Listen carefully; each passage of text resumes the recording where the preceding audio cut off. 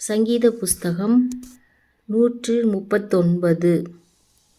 கர்த்தாவே, நீர் என்னை ஆராய்ந்து அறிந்திருக்கிறீர். என் உட்காருதலையும் என் எழுந்திருக்குதலையும் நீர் அறிந்திருக்கிறீர். என் நினைவுகளை தூரத்திலிருந்து அறிகிறீர். நான் நடந்தாலும் படுத்திருந்தாலும் என்னை சூழ்ந்திருக்கிறீர். என் வழிகளெல்லாம் உமக்கு தெரியும். என் நாவில் சொல் பிறவாததற்கு முன்னே இதோ கர்த்தாவே, அதையெல்லாம் நீர் அறிந்திருக்கிறீர். முற்புறத்திலும் பிற்புறத்திலும் நீர் என்னை நெருக்கி உமது கரத்தை என்மேல் வைக்கிறீர். இந்த அறிவு எனக்கு மிகுந்த ஆச்சரியமும் எனக்கு எட்டாத உயரமுமாயிருக்கிறது. உம்முடைய ஆவிக்கு மறைவாக எங்கே போவேன்? உம்முடைய சமூகத்தை விட்டு எங்கே ஓடுவேன்? நான் வானத்துக்கு ஏறினாலும் நீர் அங்கே இருக்கிறீர். நான் பாதாளத்தில் படுக்கை போட்டாலும் நீர் அங்கேயும் இருக்கிறீர். நான் விடியற்காலத்து செட்டைகளை எடுத்து சமுத்திரத்தின் கடையாந்திரங்களிலே போய் தங்கினாலும் அங்கேயும் உமது கை என்னை நடத்தும். உமது வலது கரம் என்னை பிடிக்கும்.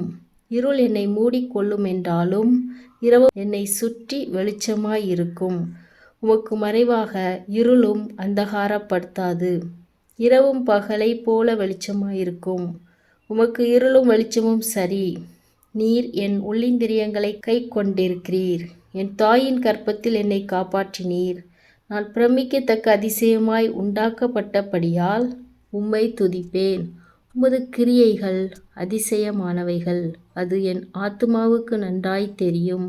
நான் ஒளிப்பிடத்திலே உண்டாக்கப்பட்டு பூமியின் தாழ்விடங்களே விசித்திர வினோதமாய் உருவாக்கப்பட்ட போது என் எலும்புகள் உமக்கு மறைவாயிருக்கவில்லை. என் கருவை உம்முடைய கண்கள் கண்டது.